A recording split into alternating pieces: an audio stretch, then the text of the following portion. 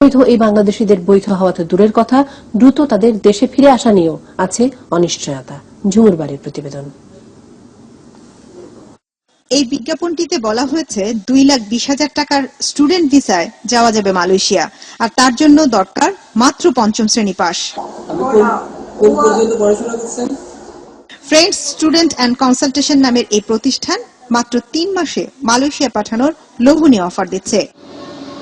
কিন্তু এমন লোভনীয় অফারের ফাঁদে পা দিয়ে 5ম শ্রেণী পাস যুবকরা স্টুডেন্ট ভিসায় মালয়েশিয়া গিয়ে তাদের ঠাঁই হচ্ছে থানা হাজতে। এই ছবি গত শুক্রবার রাতের।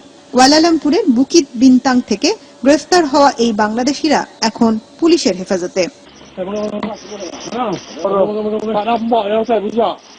গ্রেফতার এড়াতে জঙ্গলে আশ্রয় নেন অনেক বাংলাদেশি, যেমন রাজ্জাক। 5 মাস আগে 3.5 লাখ টাকা দিয়ে ছাত্র ভিসায় মালয়েশিয়া আসার পর জঙ্গল থেকেই তাকে আটক করে পুলিশ। আগে ছিল 1.5 লাখ, তারপর 2 লাখ, এখন চলে আসে।